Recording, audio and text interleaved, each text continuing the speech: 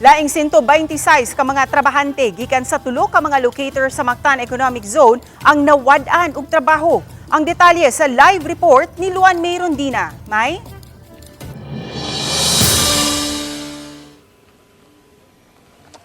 Ses ang hinay nga orders gikan sa ilang mga customers abroad ang gitumbok nga hinungdan sa pagpanaktak og mga trabahante ni ining tulo ka mga locator sa MEZ.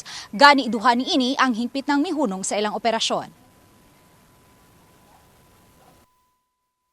Mismong ang management ning usa ka locator sa Mactan Export Processing Zone kon MEPS 1 ang mipadaog suwat hangyo sa Public Employment Service Office sa Lapu-Lapu City aron mangayo og financial assistance alang sa ilang mga trabahanteng apektado sa hingpit ng pagpanira sa kompanya karong Abril 30. Manufacturer sila sa mga fashionable gloves nga gamiton matag winter ug bugtong ang nasod sa Japan ang ilang customer. O kay padayon ng mihinay ang ilang patigayon, gibuhian na nila ang nahabiling 20 nila ka mga trabahante niadtong Abril 8.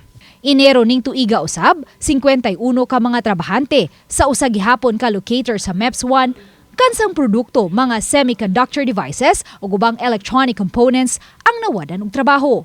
Nakig-alayo na ang management ning maong kompanya sa Peso Lapu-Lapu aron mahatagan og financial assistance ang apektadong mga trabahante. Samtang hingpit na usab nga nanira kining usa ka locator nga ang produkto renewable energy.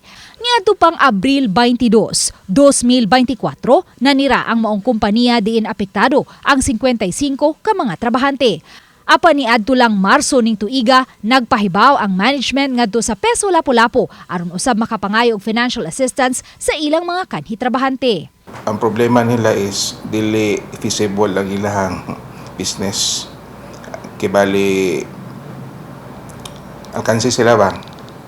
So iko lang gid sila nag initial operation pero wala gid sila naka full blown nga operation. Sukad tuig 2023, miabot na sa 11,078 ka mga trabahante sa Lapu-Lapu City, sagad kanila mga trabahante sa MEPS ang nawadan og trabaho. Kadaghanan kanila nahatagan na og financial assistance sa DSWD, pinaagi sa AIX kon assistance to individuals in crisis situation ug livelihood assistance gikan sa DOLE. 400 na lang kanila ang naghuwat na lang sa schedule usab sa ilang payout. Kung ilakip ang bag-uhay lang mipahibaw nga mga kompanya, musumada na tanan sa 526 ka mga trabahante. Sa pikas bahin, gitinguhan na usab karon sa Peso Lapu-Lapu nga makapahigayon og dialogue og forum sa nagkadiyang kompanya sa Lapu-Lapu City, ilabi na kay may bag-ong department order ang DOLE diin gilakip na ang job posting sa Peso sa mga rekisito sa mga langyaw trabahante nga buot mokuha og alien employment permit.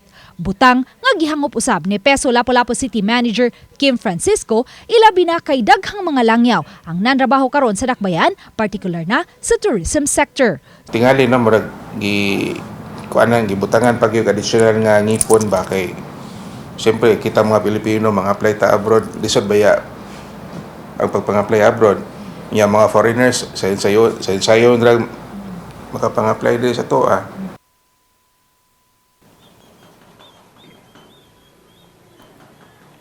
Ses ang Peso Lapu-Lapu sa ilang bahin, padayon nga nangita og mga pamaagi aron matabangan ang mga apektadong trabahante. Gani ug mga adlaw, aduna sila gipasiugdahan nga local and overseas jobs fair diha sa gawas nga bahin sa MEZ 2 sa Barangay Basak. Ses? Daghang salamat, Luan May Rondina.